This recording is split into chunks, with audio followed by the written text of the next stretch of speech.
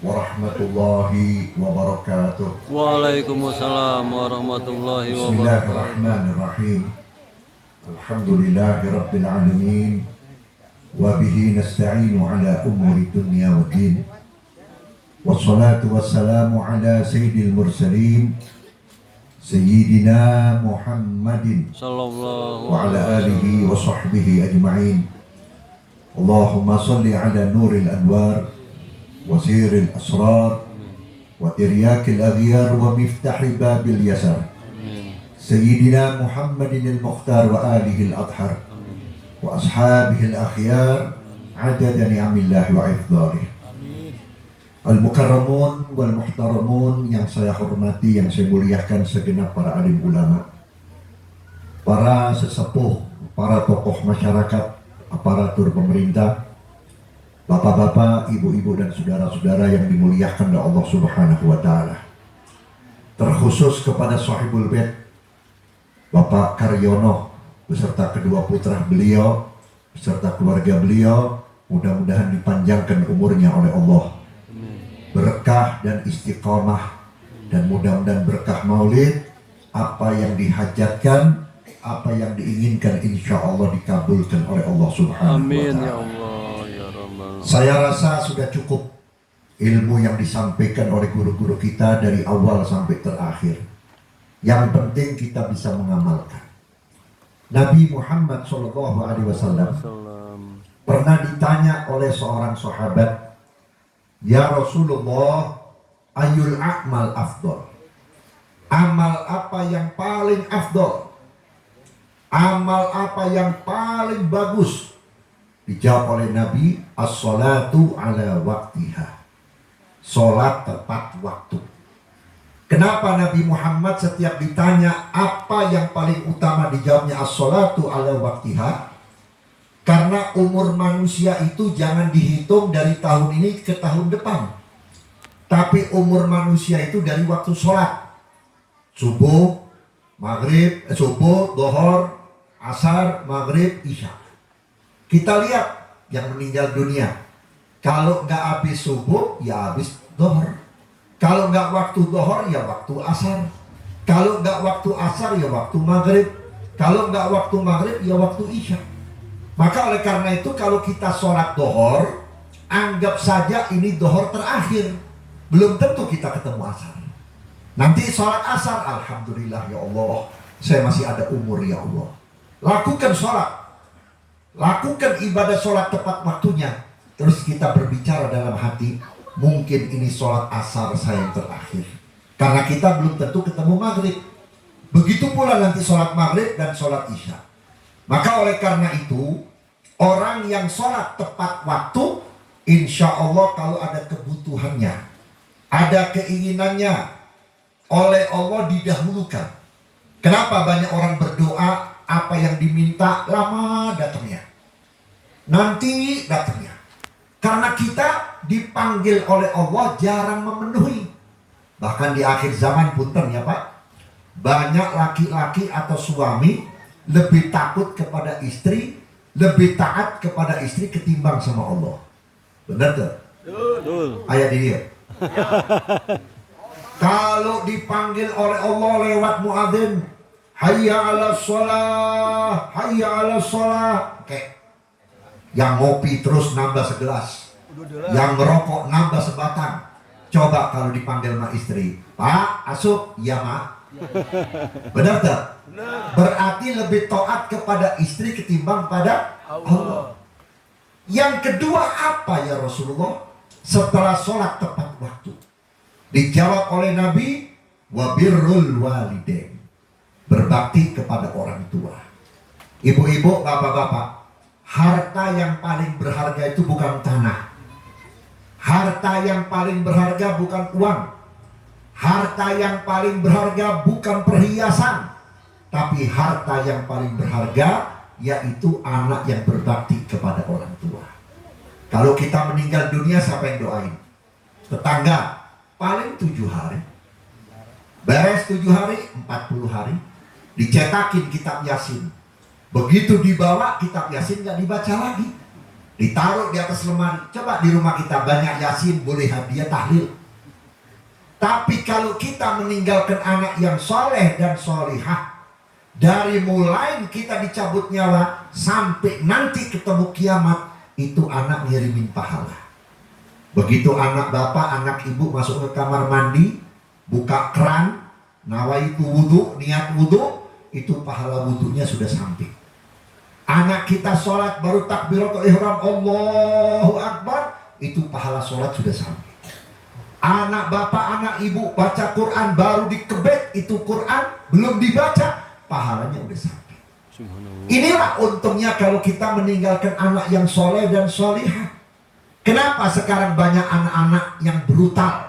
Maaf, yang sekarang ini lagi viral, anak-anak geng motor. Karena mereka nggak dididik agama.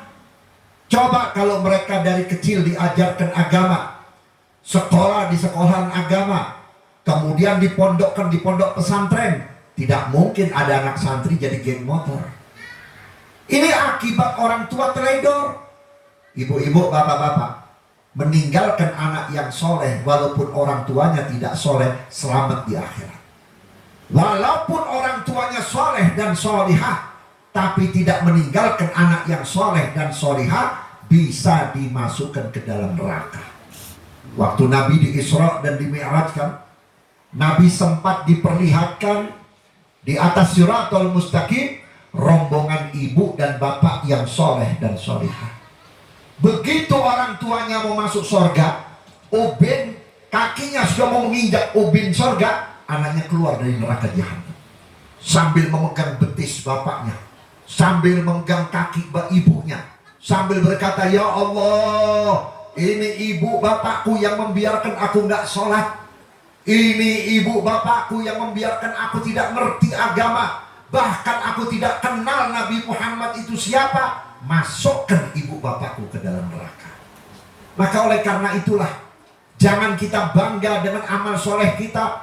Biar kita sudah pergi haji tiap tahun, umroh tiap bulan, zakat, sedekah, puasa banyak, tapi meninggalkan anak yang durhaka kepada Allah bisa menyebabkan kita masuk neraka.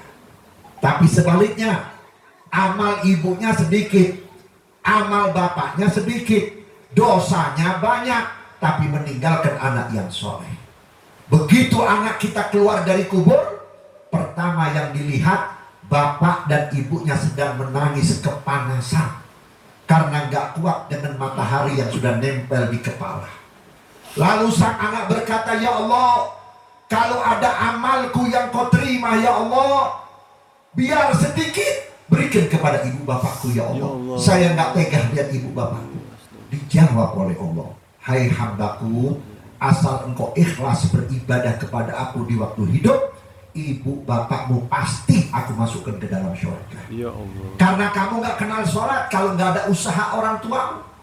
Kamu gak bisa baca Quran kalau gak ada ikhtiar daripada orang tuamu. Kamu kecil dibawa ke guru ngaji, dibawa ke pondok pesantren, di situ diajar Quran, diajar sholat, diajar akhlakul karimah, budi pekerti yang baik, sampai kamu jadi orang baik, tentunya ibu bapakmu aku masukkan surga bersama kamu. Anak ini amanat, Pak. Anak ini amanat. Kalau amanat Allah ini tidak dikenalkan kepada Allah, maka nanti anak itu bakal menjadi musuh kita. Inna auladakum, inna ma'amwalukum wa auladukum fitnah. Dalam Quran, sesungguhnya anak-anakmu, harta-hartamu bakal jadi fitnah. Jangan dianggap orang kaya nggak puyeng. Yang nggak puyeng itu orang miskin, Pak. Orang kaya wajib zakat, orang miskin apa yang mau dizakati? Orang kaya wajib sedekah, orang miskin apa yang mau disedekahkan, buat makan aja susah. Tapi kebanyakan orang miskin hidupnya lebih bahagia. Orang kaya makan ini dilarang, duitnya miliaran, makan nasi kebanyakan gula, makan telur kebanyakan bisulan, minum susu kebanyakan kolesterol, makan durian gulanya naik, dan lain sebagainya. Lihat orang miskin, maaf, rumahnya nggak punya meja makan, di dapur hanya ada balai, masak di situ, makan di situ, kadang-kadang rebahan di situ. Tapi nggak ada ceritanya orang-orang susah, orang-orang miskin terkena penyakit. Makan apa saja sehat. Kenapa? Karena bahagia itu bukan bersama orang yang punya harta, tapi bahagia itu bersama orang yang bersyukur kepada Allah Ta'ala. Coba waktu kita sekolah, diajar apa di sekolah? 4 sehat, 5 sempurna. Apa isinya? Daging, telur, susu, nasi, ubi-ubian, ya, sayur-sayuran. Sekarang bisa dimakan nggak Pak? Nasi, gula. Betul nggak? Makan lalapan, asam urat. Makan daging, darah tinggi. Betul nggak? Makan telur, insulin kalau kebanyakan, apalagi telur puyuh. Ya kan? Minum susu, kolesterol. Kenapa kok makanan yang enak itu kok jadi penyakit? Karena di akhir zaman berkah itu dicabut oleh Allah Ta'ala. Kenapa berkah dicabut oleh Allah Ta'ala? Karena manusia yang diberi nikmat oleh Allah bukan bersyukur, malah kufur nikmat. Makanya kita malam ini memperingati nikmat Allah yang paling agung, nikmat Allah yang paling besar. Apa itu? Nabi Muhammad. Kalau gak ada Nabi Muhammad, kita gak bisa beriman kepada Allah. Kalau gak ada Nabi Muhammad, gak tahu bagaimana mendidik istri. Kalau gak ada Nabi Muhammad, istri pun gak tahu bagaimana cara taat kepada suami. Kalau gak ada Nabi Muhammad, kita gak tahu bagaimana caranya bertetangga, caranya bergaul. Sampai anak muda pun ada kemuliaannya karena Nabi Muhammad. Waktu Nabi mau meninggal dunia, Nabi panggil Sayyidina Ali bin Abi Thalib karamallahu wajhahu. Ya Ali, sittatun min ummati bil jannah. Ada 6 golongan umatku yang aku jamin masuk surga. Amin. Siapa yang disebut oleh Nabi yang pertama? Yang pertama disebut oleh Nabi, orang yang dijamin masuk surga, syabun taibun, anak muda yang tobat. Bukan syaikhun taibun, bukan orang tua yang tobat, tapi anak muda yang bertobat. Kenapa anak muda yang bertobat kok dijamin masuk surga? Disebut oleh Nabi, sementara yang tua tidak disebut. Tobatnya orang tua dengan tobatnya anak muda itu beda. Kalau anak muda nafsunya masih bergelora, kekuatan badannya masih ada, apa yang dilakukan bisa. Tapi kalau orang tua sudah nggak bisa. Pak, kenapa berhenti jadi maling Pak? Iya, saya udah kena asam urat, nggak bisa lari, takut ditangkap. Berarti tobatnya karena asam urat. Pak, kenapa sekarang nggak suka main awewe? Ya, saya sudah kena gula, udah nggak bisa bangun lagi. Betul nggak? Berarti tobatnya karena gula, karena penyakit. Anak muda lihat, ajak berantem masih bisa, ajak tawuran masih bisa, tapi taufik hidayah dari Allah Ta'ala. Begitu dia taubatan nasuha, ujiannya anak muda itu lebih berat dari orang tua. Contoh, kalau ada anak muda tahu-tahu rajin ke musola, rajin ngaji, rajin duduk bersama ulama. Apa kata orang? Tumben lu ke musola, tumben lu rajin ngaji. Ayak naon ayak naon jangan-jangan lagi nyari muka sama anaknya guru supaya dipungut mantu. Orang tua ke masjid, gak ada yang bilang Pak tumben ke masjid. Ayo tuh, Bu tumben pakai jilbab. Ayo tuh, gak ada. Kenapa? Udah pantas, umur udah tinggal berapa hari, tinggal berapa bulan, ya kan? Orang kalau sudah umur 40 tahun tuh jangan dianggap masih muda. 40 tahun itu batas kata Nabi. Orang yang umur 40 tahun di belakangnya selalu diikuti oleh malaikat Israel. Hati-hati umur 40. Rajin sholat, rajin baca Quran, rajin hadir pengajian. Kalau belum bisa baca Quran, biar udah tua gak usah malu-malu, belajar Quran. Kenapa? Nanti kita di dalam kubur akan ditemani oleh Al-Quran. Manusia begitu dikubur, ditutup pakai papan atau bambu. Tanah pertama, ini tanah pertama ditaburkan, 2 yang akan datang kepada si mayit. Apa itu? Pertama, pahala sedekah. Kapan? Waktu pertama kita sedekah. Kapan kita pertama sedekah? Waktu masih kecil. Beres dihitam, beres disunat, biasanya sama bapaknya diajak sholat Jumat. Namanya anak kecil tuh seneng kalau lihat keropak jalan yang pakai roda itu, ya kepengen masukin duit. Berapa? Zaman saya dulu 10 rupiah. Plum. Itu 10 rupiah diperlihatkan oleh Allah Ta'ala pahalanya luar biasa. Sampai mayit berkata, ya Allah, cuman 10 rupiah kayak begini pahalanya, kayak begini balasannya. Kalau begitu ya Allah, hidupkan saya kembali, keluarkan saya dari kubur, biar 1 jam saya habiskan harta saya untuk sedekah. Subhanallah. Yang kedua, pahala baca Quran. Ibu dari mulai hidup sampai sekarang berapa kali baca Fatihah? Hitung nggak? Berapa kali baca kulhu? Belum lagi berapa kali yang khatam Quran. Belum lagi yang hafal Quran. Itu Al-Quran akan berwujud jadi manusia. Kalau yang meninggal dunia seorang laki-laki, dia akan berwujud menjadi laki-laki yang ganteng, gagah, sambil berkata, hei mayit, tenang, aku adalah sahabatmu waktu di dunia. Siapa engkau? Aku adalah Al-Quran yang sering kau baca di dunia. Aku diutus oleh Allah untuk menemani engkau di dalam kubur, supaya engkau tidak ketakutan di dalam kubur. Karena engkau akan berhadapan dengan makhluk Allah, yaitu Munkar wa Nakir. Begitu pula kalau perempuan yang meninggal dunia, akan datang seorang wanita cantik, cantik harum baunya. Sehingga si mayit berkata, siapa engkau? Aku adalah sahabatmu di dunia. Ketika engkau baca Al-Quran, aku adalah Al-Quran.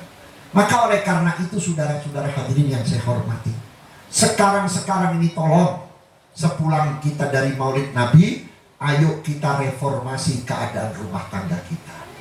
Istri yang belum menutup aurat, tutup. Jangan cuma keluar rumah aja pakai kerudung, di rumah juga pakai kerudung. Sebab kalau di rumah, walaupun semuanya jadi mahram kita, ada malaikat. Malaikat nggak mau masuk ke rumah kalau ada yang membuka aurat. Sekalipun laki-laki pakai celana pondok, aurat tuh, Aurat. malaikat keluar dari. Ya.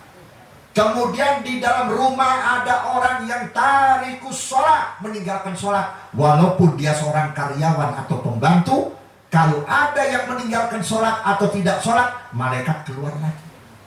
Siapa lagi? Kalau di rumah ada anak yang durhaka, malaikat keluar. Kalau malaikat rahmat tidak mau ke dalam rumah kita, malaikat rahmat yang diutus oleh Allah untuk menjaga rumah tangga kita, sudah keluar dari rumah, nanti gantinya setan. Setan itu paling gak seneng kalau lihat suami istri hidupnya harmonis. Dibisikin hatinya perempuan, dibisikin hatinya istri, gak hujan gak angin, ngambek lihat laki. Betul gak?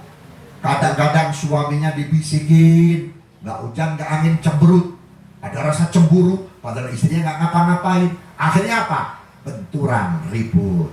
Begitu ribut, rumah tangga gak bahagia. Kalau enggak, nanti anaknya dibisikin sama setan, yang tadinya itu anak baik, tahu-tahu berani melotot di depan orang tua, berani kurang ajar. Maka oleh karena itu, jangan sampai malaikat rahmat tidak masuk ke rumah kita.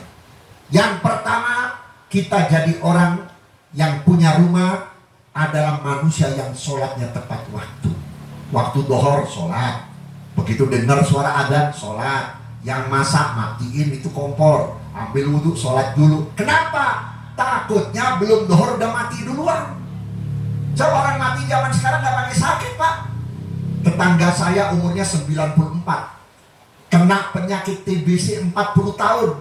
Dokternya dari mulai dokter kakek, dokter anak, dokter cucu, meninggal, dia masih hidup. Coba, tukang ojek pulang ngojek minta dikerokin sama istrinya. Waktu dikerokin istrinya ngomong, hayang kopi, diam. Mau air anget, diam. Bikinin meninggal dunia. Banyak Pak orang yang meninggal dunia nggak pakai sakit. Kemarin duduk sama kita di tempat maulid, pagi udah dikubur. Kemarin duduk sama kita di tempat kondangan, sekarang sudah tidak ada. Betul apa tidak? Coba kita duduk begini. Yang kemarin, yang tahun kemarin ada, sekarang sudah tidak ada. Bagaimana keadaan mereka dalam kubur? Kita nggak tahu. Apa mereka bahagia atau tidak? Nah, kita yang belum ngerasain masuk kubur, ayo lewat maulid ini kita berusaha bagaimana nanti kuburan kita menjadi taman dari tamannya surga. Amin. Maka oleh karena itu Bapak Karyono tiap tahun istiqomah mengadakan maulid Nabi, walaupun jamaahnya kadang banyak kadang tidak, itu bukan hitungan. Yang penting maulidnya sampai kepada Nabi Muhammad. Sallallahu alaihi Kalau mau wasallam. tahu maulid sampai kepada Nabi Muhammad, itu yang menyelenggarakan maulid, maupun keadaannya kayak apa, maupun hidupnya kayak apa, tetap istiqomah. Sebab orang yang merayakan maulid itu bagaimana hati daripada Nabi Muhammad. Karena Nabi Muhammad tidak meninggal seperti manusia biasa. Jasadnya dikubur, rohnya muter. Ketika kita tadi baca ya Nabi salam alaika, ini tempat dipadati oleh malaikat. Subhanallah. Malaikat jumlahnya bukan 10 ribuan. Itu malaikat datang membawa dan menuntun kehadiran Nabi Muhammad. Sallallahu. Dilihat wajah kita, diperhatikan wajah ibu. Nanti di akhirat Nabi kenal, oh ini yang hadir maulid, oh ini yang baca sholawat, oh ini yang cinta kepada aku. Gak ada orang yang bakal nolongin kita bu di akhirat. Suami kita sudah lari dari ibu, istri kita sudah lari dari bapak, anak-anak kita lari dari orang tua. Kenapa? Takut diminta pertanggungan jawab. Pertanggungan jawab suami kepada istri kumaha, pertanggung jawab seorang istri kepada suami kumaha, pertanggung jawab anak kepada orang tua bagaimana, pertanggung jawaban orang tua kepada anak bagaimana. Saat itu orang sudah tidak lagi mau mendekat karena takut divonis oleh Allah Ta'ala. Hanya satu manusia yang kita peringati hari lahirnya malam ini, dia akan melambai-lambaikan tangannya, ya ummati, hai umatku, kemari, kemari. Disitulah Nabi Muhammad memohon kepada Allah, ya Allah, jikalau engkau cinta kepada aku, jikalau engkau sayang kepada aku, selamatkan umatku. Karena mereka-mereka ini walaupun bagaimanapun ada mahabbah kepada aku, ada cinta kepada aku, sampai mereka tidak meninggalkan acara-acara hari kelahiranku. Jangan dikira Nabi Muhammad tidak tahu ibu bapak sholawat. Setiap sholawat yang kita lantunkan, ya Rabbi sholli ala Muhammad, ya Rabbi sholli alaihi wasallam, Nabi dengar fulan bin fulan baca sholawat. Dapat sholawat lagi, Nabi dengar fulanah binti fulanan baca sholawat. Itu sholawat dicatat oleh Allah Ta'ala. Nanti di yaumil kiamat diperlihatkan di hadapan Nabi Muhammad. Inilah umatmu yang suka baca sholawat kepada engkau.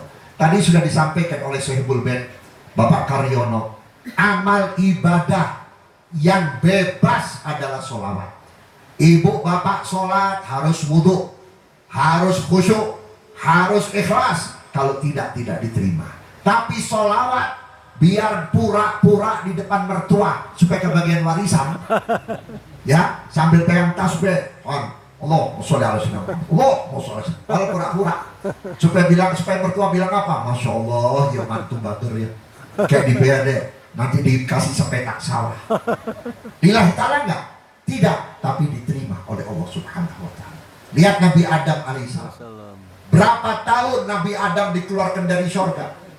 Selama keluar dari surga Nabi Adam istighfar. Rabbana zalamna anfusana wa illam taghfir lana wa tarhamna lanakunanna minal khasirin.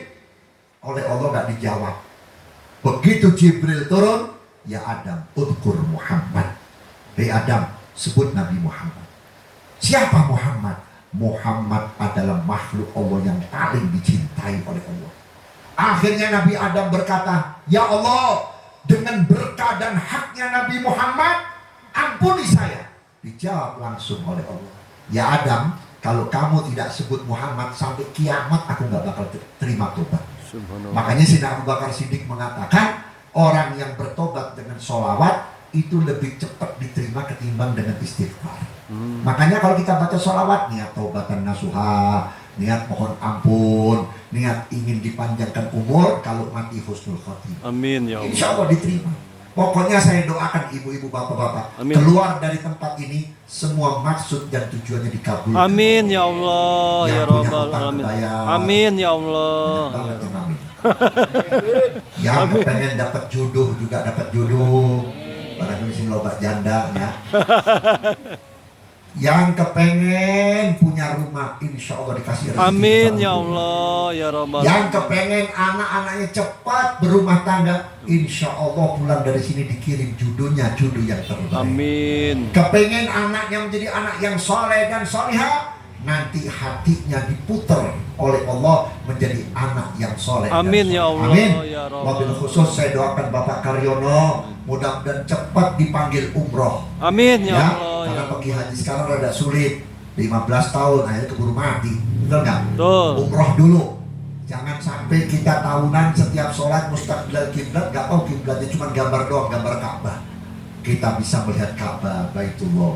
Kita bisa melihat makam Rasulullah. Sallallahu Bisa alaihi berziarah sampai ke Raudhah, munajat kepada Allah supaya Nabi melihat kita ini umat yang rusak, ini umat yang jelek, ini umat yang banyak durhaka. Didoakan oleh Nabi Muhammad pulang umroh menjadi umat yang terbaik. Amin, amin, Ya Rabbal alamin. Kurang dan lebihnya mohon maaf. Assalamualaikum warahmatullahi wabarakatuh. Waalaikumsalam.